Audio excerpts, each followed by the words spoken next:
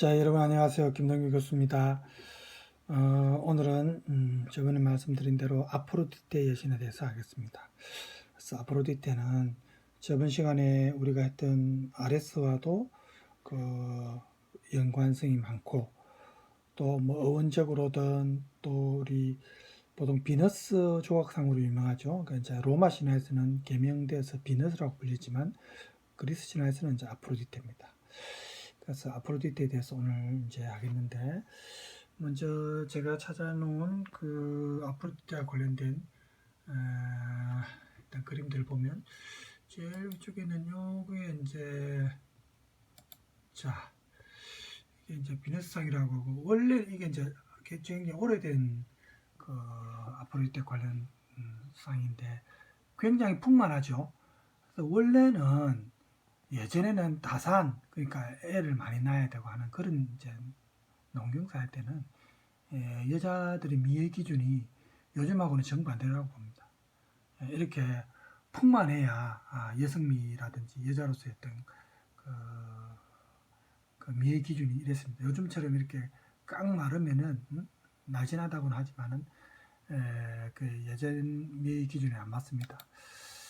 자, 아프로디테 신송이 워낙 많아서 일단 제가 찾은 만 보여드리겠습니다. 여기 이제 아프로디테 혹은 비너스고, 이제 우리가 보통 많이 이제 보는 박물관에서 보고 있는 이제 조각상, 이사 조각상이죠.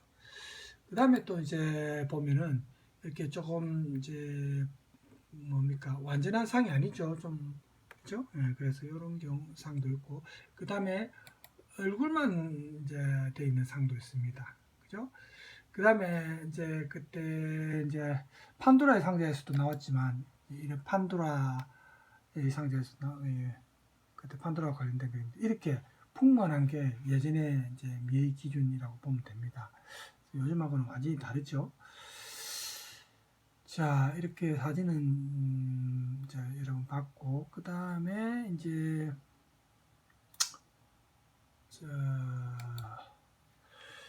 그림을 또 몇 개 보면은 그때 우리가 우라노스 신화할 때 그 우라노스의 이제 성기를 거세하고 그 떨어진 핏방울이 바다에 떨어져서 거품이 생기면서 이제 태어난 그런 그 아프로디테와 관련된 탄생 신화가 몇 개 있는데, 그 중에 하나가 이제 그 우라노스와 연관이 있죠. 그래서 요 이제 그림이 바다에서 태어난 비너스 해가지고 방금 이 그림이 이제 해당이 된다고 볼 수 있습니다.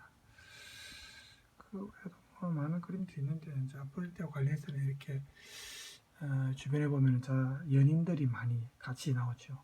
그죠? 미와 애욕의 여신입니다. 아프로디테는. 그죠? 그래서 올림포스 다른 신들과 좀 다른 게 제우스와 직접적인 관계, 가족 관계가 아닙니다. 제우스가 이제 오케아노스의 딸 디오네와 관계하여 낳은 딸이라는 그런 썰도 물론 있습니다만, 제우스의 아버지 크로노스가 아까 얘기했다시피 그 우라노스, 자기 아버지인 우라노스를 제거할 때 그 생식기에서 떨어진 피가 바다에 떨어져서 거품이 생겨서, 그래서 여신 이름이 거품에서 생겨난 여인이란 그런 의미를 담고 있는 게 이제 아프로디테죠. 그래서 이제 그게 이제 보통 많이 알려져 있는 썰이고, 그 다음에 우리 책에도 나와 있지만 계절의 신 호라이, 그죠? 이게 이제 그녀에게 옷을 입혔다. 거품의 신, 바다에서 태어났을 때는 이렇게 여기 그림에서 나온 것처럼 전라였겠죠. 옷이 없으니까. 그런데 이런 출신상의 차이점에도 불구하고 제우스에 의해 그렇게 뭐 미움받고 이런 건 아니었고, 올림푸스 신의 반열에 어쨌든 12신에 들어갑니다.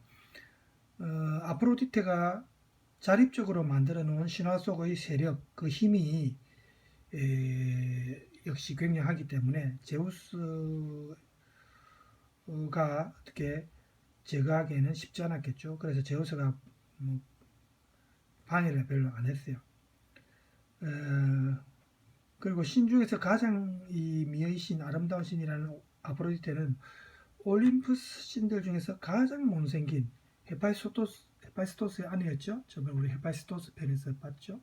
그래서 미녀와 야수라는 그 우리 후대 문학작품 원형 이기도 한 신화입니다.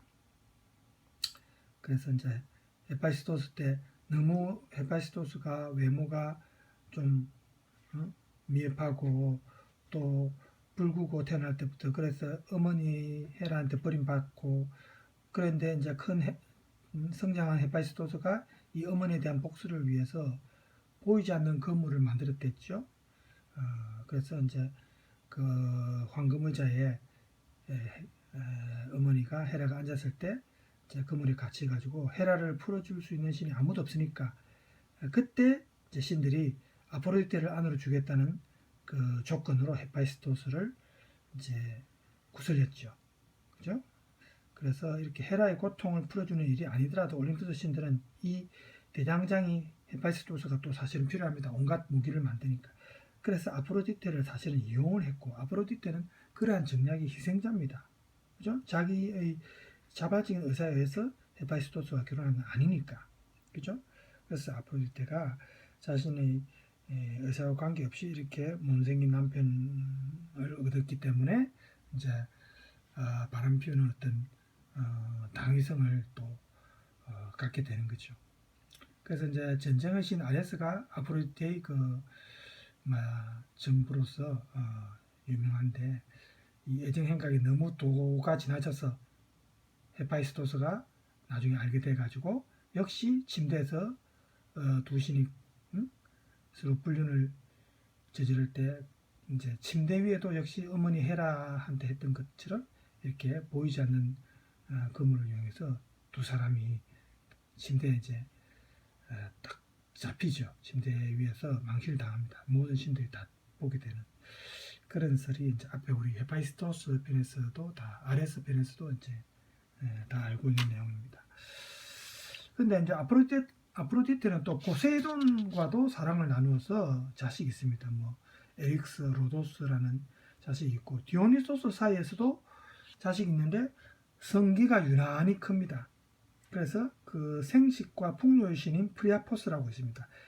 이 자식이 디오니소스와의 사이에 있고 또 아프로디테는 헤르메스와도 어울려서 또 헤르마프로디토스라는 아들이 있는데 이 아들은 나중에 그를 사랑한 요정이 그를 유혹해서 몸을 합치는 바람에 양성을 모두 지닌 그러니까 남성 생식기와 여성 생식기 모두 지닌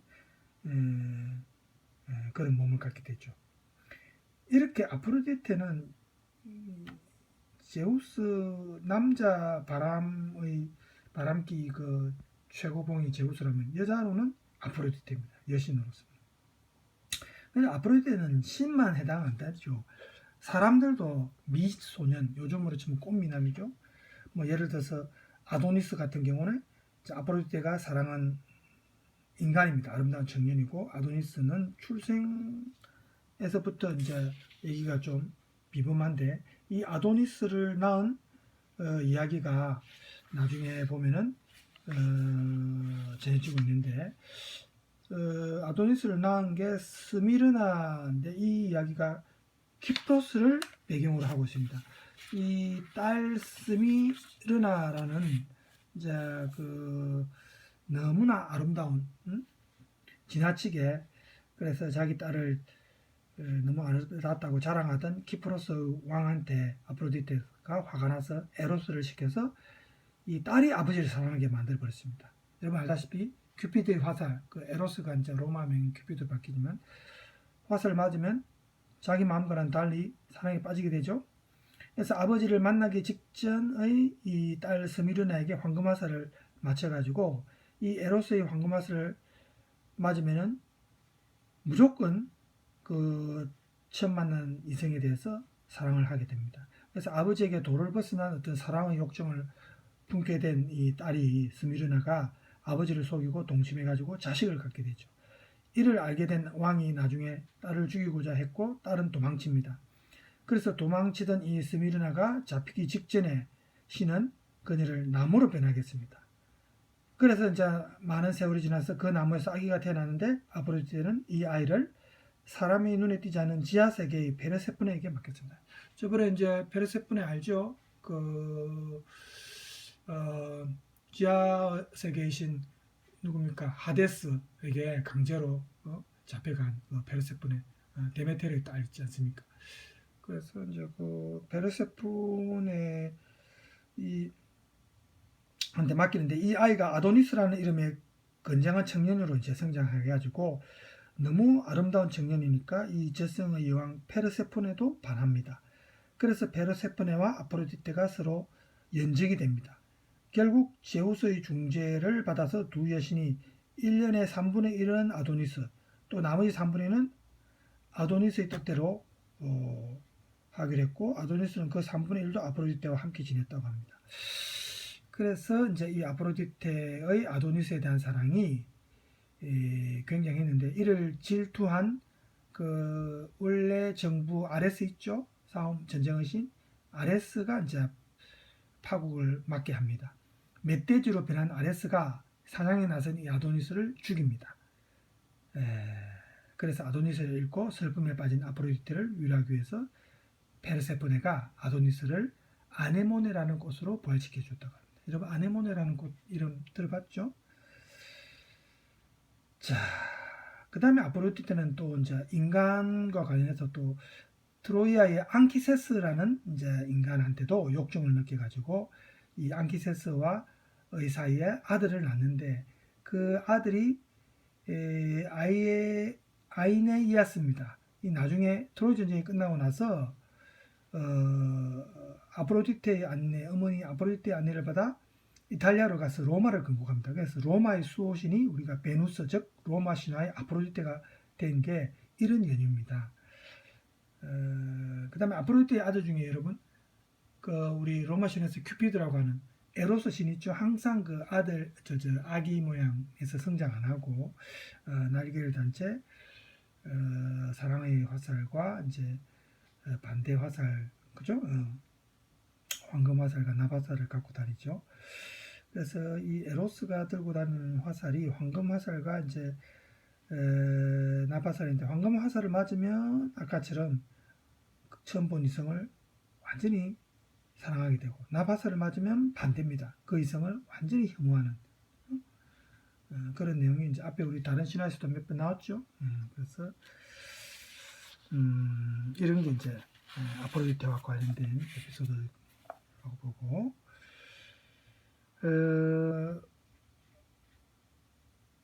그래서 이제 에로스와 관련해서 우리가 이제 저기 찾아보면은 무슨 신이죠? 우리가 알고 있는 유명한 게 그렇죠. 푸시킨, 그죠? 그래서 그게 이제 유명합니다. 제가 지금 찾아놨는데 갑자기 안 보이네요. 나중에 다시 찾아보기로 하고. 그래서 이 에로스가 성장을 자꾸 안 하니까 항상 애 상태로 머무르니까 어머니 아프로디테가 항상 걱정을 했어요. 성장 안 하고 매일 그 똑같은 아이 모습이 걱정돼가지고 테미스 신한테 이제 그 이유를 물어봅니다. 그러니까 동생이 생기면 성장할 거다, 이렇게 테미스 신이 말을 했습니다. 그러니까 아프로디테는 안 그래도 바람기 많은데 아싸 잘됐다 해가지고 또 바람 피우가 안테로스를 낳습니다. 그런데 이름을 보세요. 안테로스는 에로스의 반대말입니다. 원적으로 에로스의 반대말이 안테로스입니다. 우리 안티라 하죠. 안티, 그걸 합치면 안테로스라 되죠. 그래서 안테로스를 낳았는데 에로스는 성장을 이제 해가 청년 에로스가 됩니다. 근데 청년이 된 에로스가 사랑에 이제 빠졌던지 어쨌든 에로스가 성장하게 됐다는 것은 이 동생을 낳아서 그런 뭐 이유가 있는지 그건 확실치 않지만 그런 설이 있고, 그 다음에 또 이제 아까 제가 이제 찾았습니다. 그 푸시케 공주와 관련된 어떤 왕에게 아름다운 딸이 셋이 있는데 그 중에 셋째 딸이 푸시케 공주입니다. 그런데 푸시케가 너무 아름다워서 두 언니가 모두 좋은 배우자를 만나 결혼했지만 언니들이 결혼한 뒤에도 이 푸시케는 결혼을 안 했어요. 짝이 안 나타났는데 이 아름다운 푸시케를 감당할 용기가 없었어요. 다른 남자들이. 그런 아름다운 여인을 보려고 많은 사람들이 궁전에 왔는데 이게 이제 아프로디테의 좀 짓둘 샀겠죠. 화가 난 아프로디테가 에로스를 지켜서 이 푸시케가 세상에서 가장 추한 남자 혹은 사랑해서는 안 되는 사람을 사랑하는 그런 이제 일이 벌어지게 만듭니다. 그런데 심부름을 같은 에로스가 오히려 아름다운 푸시케를 보고 오히려 자기가 반해버려요. 그러니까 자기가 황금화살로 오히려 자기 몸을 찔러서 에로스 자신이 이 푸시케에 대한 그 사랑의 감정을 갖게 됩니다.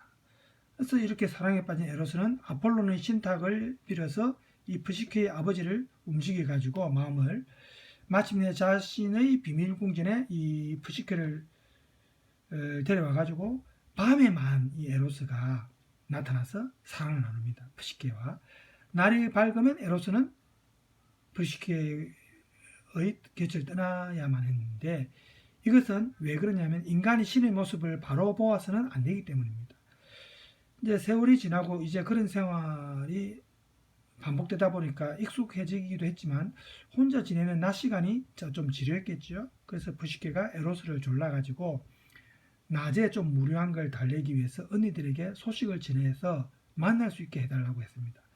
결국 에로스가 이를 허락하고 이런 푸시케의 삶을 본 언니들이 질투심 또 호기심도 물론 있었겠지만 질투심 때문에 동생을 부추겨가지고 사랑하는 상대의 모습을 보지 않고 어떻게 사랑하며 살아갈 수 있느냐 이렇게 이제 부추겼어요. 그래서 푸시케는 에로스 몰래 신의 얼굴을 결국 나중에 봅니다. 밤에 촛불을 켜서 에로스를 지켜본 푸시케가 그 에로스의 아름다움에 넛을 잃었죠. 그런데 깜빡 촛농을 에로스 어깨에 떨어뜨려 가지고 에로스가 깹니다. 에로스는 이제 화를 내면서 믿음이 없는 곳에 에로스는 머물 수 없다 이렇게 말을 하면서 떠나버렸습니다. 그래서 이런 호기심을 일으키는 마음으로서 이 푸시케와 또 사랑의 주인인 에로스가 본래의 모습으로는 함께 만날 수가 없습니다. 그래서 푸시케는 에로스를 찾아 방방곳곳을 이제 찾아다니는데 그러다가 데메테르 여신의 조언을 받아가지고 푸시케가 아프로디테 여신한테 도움을 청합니다. 그래서 아프로디테가 이 푸시케에게 우리가 알고 있는 동화 뭐가 생각납니까? 혹시 신데렐라 동화 생각납니까? 여기에 신데렐라한테 부과된 과제하고 비슷한 여러 가지 힘든 시련의 어떤 임무들을 부과시킵니다. 예를 들면 곡간에 뒤섞인 곡식을 종류별로 골라라든지 황금 양털을 모아서 바치라든지 좀 힘든 불가능한 일들을 시키는데도 푸시케가 해냅니다. 그래서 이런 푸시케의 체질을 불쌍하게 여긴 개미와 갈대들이 또 도운 이야기도 있고 세 번째 과제는 더욱 어려웠습니다. 저승으로 가서 페르세포네의 화장품을 얻어오라는 겁니다. 그래서 푸시케는 용기를 내서 지하세계로 가가지고 페르세포네로부터 신들의 화장품을 받아서 지상으로 올라옵니다. 근데 지상으로 돌아온 푸시케는 신의 화장품에 대해서 역시 또 이 호기심이 항상 문제예요.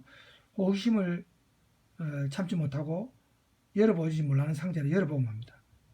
그래서 상자 속에서 잠의 신인 휘프노스가 있었는데 이 잠의 신 때문에 그 숨결을 들이마신 푸시케가 깊은 잠에 빠지고 맙니다.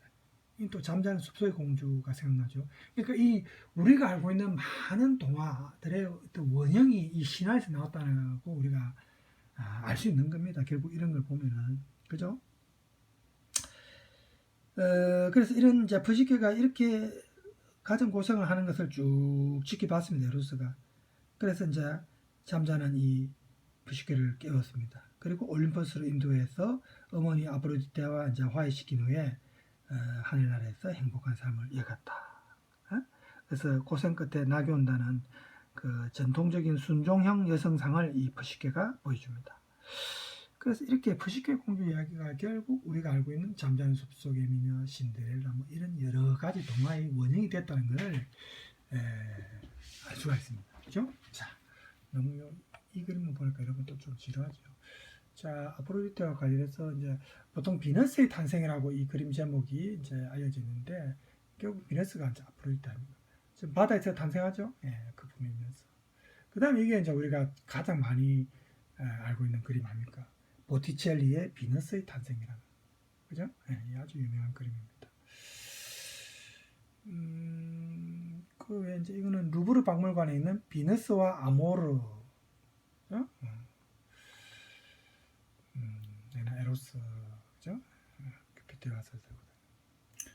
이 아프로디테 보면 항상 여기 이제 보면은 이 에로스가 등장해요, 그죠? 이거는 이제 비너스와 아모르를 발견한 사티로스라는 제목의 그림입니다.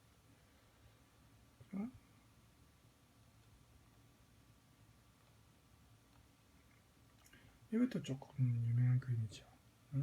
사랑의 학교 런던 내신 비너스, 아프로디테와 관련된 그림이고, 이거는 비너스한테 떼쓰는 큐피드입니다. 이게 이제 큐피드죠, 에로스 신. 근데 이건 유명한 그 조각상이죠. 반신상이죠. 요게 사실은 우리가 가장 많이 하는 그 아프로디테와 관련된 조각상 아닙니까, 그죠? 자, 그래서 이제 아프로디테는 이렇게 이제 여러 가지 에피소드가 연관된 신이고, 그 다음에 이제 이제 우리가 이런 신화 속에 숨겨진 이면의 내용들을 항상 우리가 생각해야 되니까 조금 점검을 해보면은, 이제 최초의 신이 우라노스의 딸이니까 그 생식기에서 잘려나간 피에서 이제, 그죠? 바다에 떨어져가지고 태어난 설을, 그걸 생각하면 이게 결국 제우스보다 훨씬 오래전에 태어난 그런 말이 되지요, 그죠? 그래서 제우스의 딸이라는 설은 사실은 안 맞습니다. 제우스 이전의 신이라고 보는 게 사실은 맞는데, 이게 가부장제가 확립되면서 제우스를 좀 더 위상을 강화시키려고 하기 위해서 이제 아프로디테가 제우스의 딸이라는 설이 그 후에 아마 생겼다고 보는 게 대부분의 사람들이 그렇게 이제 생각합니다. 그 다음에 아프로디테가 거품에서 태어났다는 설을 우리가 생각을 해보면, 이 여신이 형체를 드러냈다는 곳이 그 키프로스 섬에 있는 파포스라는 곳인데, 여기에 보면은 아프로디테의 신전의 흔적이 사실 있답니다, 여기에. 그래서 신의 계보학에 따르면 아프로디테는 원래 셈족 계통의 여신이었습니다. 그래서 팔레스타인 지역에서 아프로디테는 우주를 지배하던 여신으로서 자연의 왕성한 그 생식력, 그리고 끈질긴 해생력, 생명력 이런 걸 주관했답니다. 그래서 터키에 가까이 위치한 이 키프로스에서 아프로디테 여신이 태어났다는 이야기가 실제로 그곳에 여신의 신전이 있었다는 사실을 우리가 키프로스에서 확인을 했기 때문에 이 설이 사실은 정설입니다. 사실은. 그래서 우리가 이런 걸 이제 이런 결과를 토대로 우리가 유출해 보건데, 아프로디테는 제우스보다 훨씬 이전에 존재했던, 원래는 제우스보다 이전에 존재했던 신이다. 그렇지만 호메로스 시대에 와가지고 제우스 신앙이 확고하게 정착을 하면서 우주를 다스리던 이 여신이 제우스의 첩인 디오네의 딸로 다시 태어났다. 호메로스 시대 때 그렇게 이제 만들어진 겁니다, 설이. 그래서 우주의 지배자가 두 명으로 기술될 수는 없겠죠. 그래서 더군다나 북의 중심의 사회니까 이제는 여신을 최고의 신으로 숭배할 수는 없죠. 그래서 이렇게 각색을 한 거다, 틀림없이. 그래서 아프로디테의 경우에도 제우스 이전에 존재하던 많은 다른 여신들이나 남신들이 제우스의 첩이라든지 제우스의 자식들로 조작된 경우와 거의 차이가 없다, 이렇게 사실은 우리가 볼 수 있는 겁니다. 그 다음에 아프로디테가 이제 미의 신인데, 우리가 그리스 신화에서 보면은 이 헤라나 아테나, 아프로디테는 모두 아름다운 어떤 외모를 가진 셋의 여신입니다. 헤라는 좀 정실부인으로서 원숭미나 정숭미라고 볼 수 있고, 아테나 여신은 단아함과 지성미, 물론 전쟁의 신이기도 하지만 지혜로운 신이고, 이 아프로디테는 교태와 관능미, 그런 어떤 미의 여신이고, 그래서 이렇게 헤라와 아테나가 서로 미를 바라보면서 우리가 경탄하는 그런 아름다움이라면, 아프로디테의 미는 남성의 욕정을 자극하는 좀 관능적인 미다, 좀 뇌세적인 미다. 완벽한 어떤 여체의 아름다움을 상징하는 게 이렇게 아프로디테다. 그러니까 시대에 따라서 미의 기준이 바뀌면서 아프로디테도 역시 이렇게 이제 조금씩 미의 기준에 맞춰서 이제 달라졌다고 볼 수 있는데, 이 사랑의 여신 아프로디테는 어쨌든 관능적인 어떤 미를 의미할 때 보통 육체적 사랑과 관련해서 이제 아프로디테를 우리가 언급하고, 이 아까 그림에도 나왔지만 보면은 굉장히 좀 옛날 그림이나 상은 좀 풍만하죠. 그 다음에 이제 이건 이제 다른 그림입니다. 제가 찾아낸 게 아까 제가 봤던 그림 중에서 어느 게 여기 보세요. 이런 것도 이제 좀 풍만하지 않습니까, 그죠? 그래서 이런 게 이제 조금 차이가 있고, 그래서 이제 이 젖가슴을 감싸는 띠가 우리가 보면은 이 아프로디테와 관련된 그림에서 이제 많이 나와요. 그 아까 태어날 때 그 그림 있죠? 어디 있습니까? 요 위에 보면 항상 여기에도 지금 띠가 있죠? 띠가 있고, 보면은 항상 여기는 이제 머리가 길어서 그렇지만 이런 이 여신이 보면은 젖가슴을 감싸는 아름다운 띠를 걸치는 그런 그림이 많이 있습니다. 그래서 이 띠가 신이건 인간이건 모든 남성을 정욕에 사로잡히게 하는 힘이 있는 마법의 띠라는 말이 많습니다. 한마디로 요즘으로 치면 그리스판 비아그라입니다. 비아그라가 이제 욕정을 사실은 비아그라는 위험합니다. 여러분들이 뭐 복용 안 하겠지만 나이 드신 분들 중에 그러다 이제 심장 이상으로 돌아가신 분들도 있잖아요. 그래서 참 나이 들어서 추하게 늙으면 안 됩니다. 자, 그냥 한 말이었고, 그래서 이 아프로디테가 성욕과 관계되니까 우리가 체험제를 의미하는 영어 단어 있죠? 그래서 아프로디스인가? 불어에서도 그렇고 이제 이 어원하고도 관련이 있고, 그 다음에 연인들이 너무 많죠. 아까 뭐 여신 남자 신도 있고 남자 아름다운 뭐 운미남들도 나오고 많죠. 그래서 이 여신의 바람길을 사실은 우리가 욕을 해서는 안 되겠죠. 그리고 흉내 내서도 안 되겠죠. 왜냐하면 이 여신의 사랑 행위는 단순한 성적 쾌락의 어떤 추구를 의미하는 것이 아니고, 아까 말했다시피 풍요를 추구하는 생식력의 상징이다. 원래 다산의 신이었습니다. 대제의 신이면서. 그래서 항상 자식들을 낳죠. 사랑의 어떤 결과물. 그래서 그냥 쾌락을 위해서 사랑하는 게 아니죠. 그래서 디오니소스도 그렇고 아프로디테와 관련 없는 신이 없고, 또 아름다운 청년들도 거의 대부분 이제 연관이 있었어요. 그래서 이제 아프로디테가 출산한 아이들은 대부분 또 미남 미녀고, 그죠? 그래서 디오니소스 같은 경우에 아도니스와 이제 디오니소스는 이제 이 아프로디테와 그 사랑을 나눈 남자 신이고, 이제 남자 인간 청년인데 모두 식물과 관계됩니다. 그 자식들이 그죠? 디오니소스는 포도를 관장하는 신이죠. 그래서 또 아도니스 같은 경우는 식물에서 탄생한 인간 아닙니까?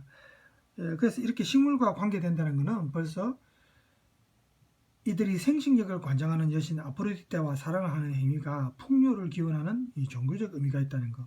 그래서 아프로디테가 두 남성과 관계에서 낳았다는 그 못생긴 아이는 바로 성기가 유난히 큰 번식력의 신 프리아포스, 아까 얘기했죠, 프리아포스. 그래서 이게 생식과 다 관련이 있습니다. 아프로디테나 디아니소스나 아도니스는 모두 원래 생식력을 중요시하는 셈족 계통의 신들이었습니다. 그래서 그들의 아들 프리아포스가 이렇게 거대한 성기를 가지고 생식과 풍류를 보살피는 신으로 나타나는 것은 어떻게 보면 지극히 당연한 결과다. 그죠? 그래서 이 아프로디테 신앙의 속성은 인간의 퇴폐적 본능을 사실은 또 자극합니다. 그래서 이 아프로디테 여신의 신전을 중심으로 우리가 공공연한 율락행위가 있었어요. 그 에피소드를 보면. 그래서 이걸 신성매춘, 신전주의에서 하는 신성매춘이라는데, 어느 신의 신전이든 간에 주로 사람이 많이 모여드는 그 신전 주변에는 항상 상권이 형성됩니다. 사람이 많이 모이니까. 그죠? 그래서 사람이 모이는 곳은 돈이 모이는 곳이기 때문에, 그죠? 상권이 형성되는 겁니다. 시장처럼. 그래서 그리스 본토에서 아프로디테 신앙의 중심지로 알려진 코린토스 지방은 도자기 산업으로 유명했던 곳입니다. 코린토스라고 여러분 들어봤죠? 그 당시 가장 유명한 환락의 도시이기도 했습니다. 그래서 아프로디테 신전 주변에 이렇게 대규모의 사창가가 자리하고 있었고, 매춘은 우리가 세상에서 가장 오래된 역사가 가장 오래된 직업이라고 하죠. 매춘을. 이 분명 남성들의 필요성에 의해 생겨난 직업이지만 또 다른 측면에서 우리가 보면 매춘은 한 여성이 여러 남성을 상대한다는 점에서 이거는 다분히 모계사의 전통을 간직하고 있는 직업입니다. 그래서 이 아프로디테 신앙이 주도하던 이런 일처다부제 성향이 사실은 그 제우스를 중심으로 하는 가부장 제도에는 정면으로 대치되는 거죠. 그래서 아프로디테의 이런 복잡한 애정 행각 역시도 여신의 자유의지를 반영하는 것입니다. 자기가 원하는 남성과 사랑을 나누는 거죠.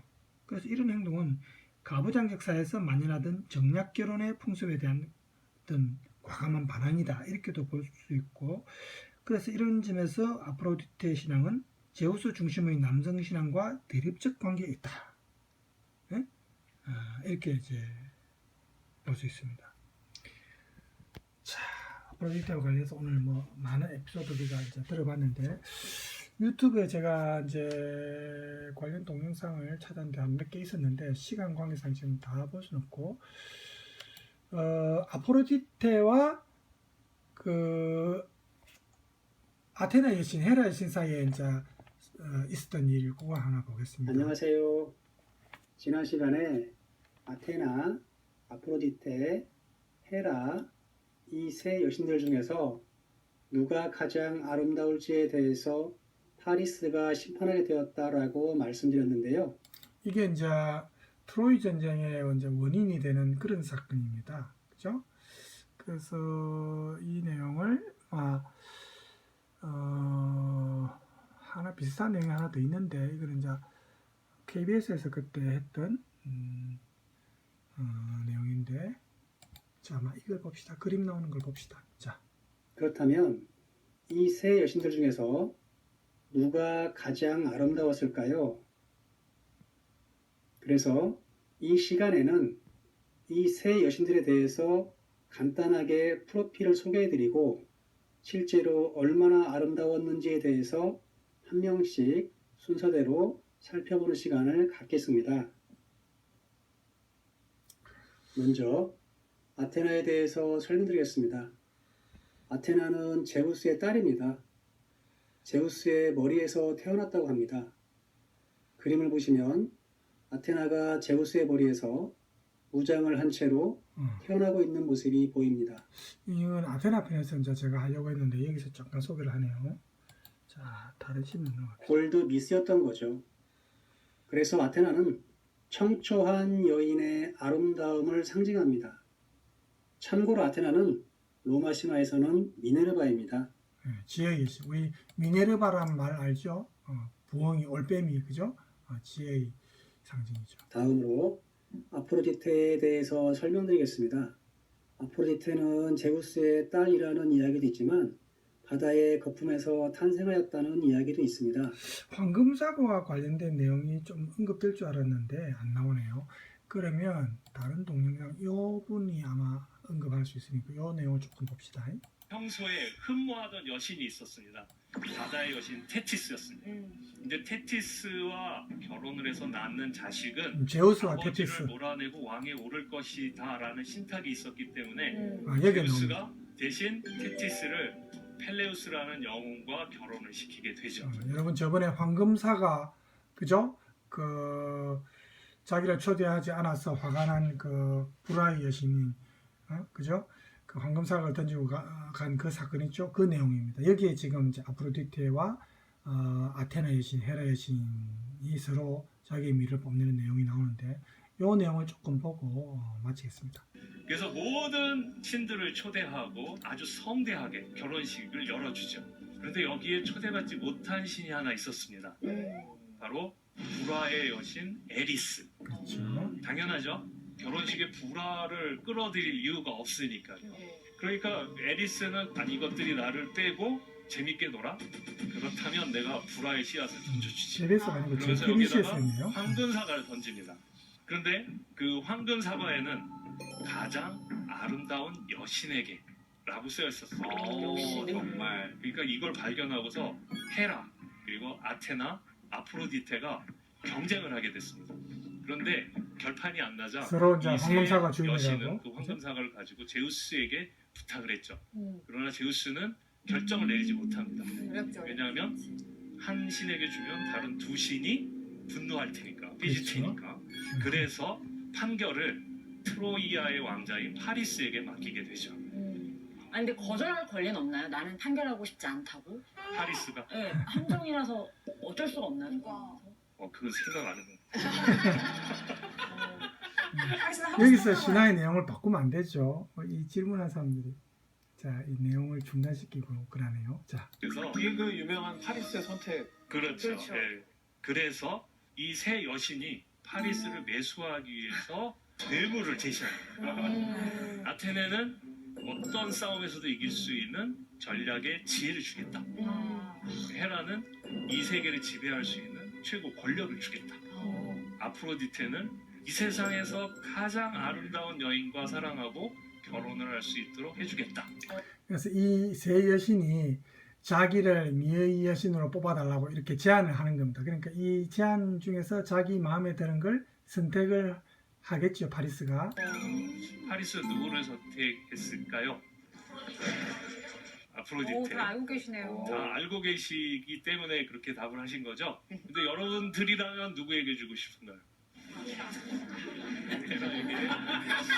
헤라라고 말씀하신 거는 권력지향적인 그런. 근데 파리스는 여러분들이 답을 해주신 것처럼 아프로디테에게 주었습니다. 아프로디테가 약속을 지키기 위해서 올라온 여자가 문제였는데 여자는 당시 그리스의 최강국 중에 하나였던 스파르타의 왕 메넬라우스의 부인 헬레네였습니다. 헬레네를 파리스에게 주었던 거죠. 유부녀를 왜 굳이 왜 유부녀를? 자기 막상 들어가 왜 굳이 그런? 오늘 이 실화 내용보다는 약간 이제 조금 재밌게 하기 위해서 프로그램을 그렇게 한 것 같은데, 그래서 사실은 이게 트로이 전쟁의 원인 제공이 되었다. 자기 부인을 그죠? 헬레네를 데려가 버리니까 이제 그리스와 트로이 사이의 전쟁의 원인이 되었다는 그런 이제 내용이죠. 자, 제가 이제 조금 그 동영상 제목을 보고 좀 구체적으로 나올 줄 알았는데 그게 아니네요. 간단하게나마 그래도 소개가 됐으니까 이 정도로 우리가 만족을 하고 그래서 이제 우리가 이제 아프로디테와 관련해서는 에피소드가 몇 개 더 있지만 우리가 다 들을 필요는 있겠습니까? 조금 우리가 좀 많이 알려진 에피소드는 알아야 되니까 그 위주로 제가 소개를 해드렸습니다. 그래서 어쨌든 우리가 아프로디테 관련해서 쭉 보면서 어떤 점을 여러분 느꼈습니까? 다른 신화도 그렇고 이 왜 그리스 로마 신화 뭐 사실은 그리스 신화입니다. 로마 신화는 계명화한 거죠. 그리스 신화를 받아들여서 모든 문학이든 어떤 모든 예술 유럽 그 서구권의 예술의 어떤 원천 이 신화가 그 원천이 됐다는 거 알 수 있죠. 지금 헐리우드 영화도 그렇고 모든 게 보면 결국 거슬러 올라가면은 제일 원천으로 가면은 결국 신화에서 소재가 유래했다는 걸 알 수 있습니다. 그죠? 저번에 헤파이스토스와 아프로디테에 관련해서는 미녀와 야수, 오늘 또 아프로디테와 관련해서 또 여러 가지 그 뭐 퍼시케 공주 이야기 이런 거 보면 뭐예요? 잠자는 숲속의 공주, 신데렐라 이야기도 또 조금씩 나오고, 그죠? 그래서 이런 우리가 신화를 보면서 이래서 그래서 신화가 서구권에서 그 대학에서 교양 과목으로 항상 자리하고 있구나 하는 것을 우리가 이 그리스 신화 수업을 하면서 느낄 수가 있을 겁니다. 자, 오늘 시간이 이제 40분 넘어서 아포로디테는 이 정도만 하겠습니다. 하고 다음 시간에는 오늘 그 황금사과와 관련해서 서로 장을 겨뤘죠. 아테나 여신에 대해서 다음 시간에 할까 합니다. 자, 여러분 남은 시간 즐겁게 보내시고 또 뒤에 또 건강한 모습으로 우리 봅시다. 자, 오늘 수고했습니다.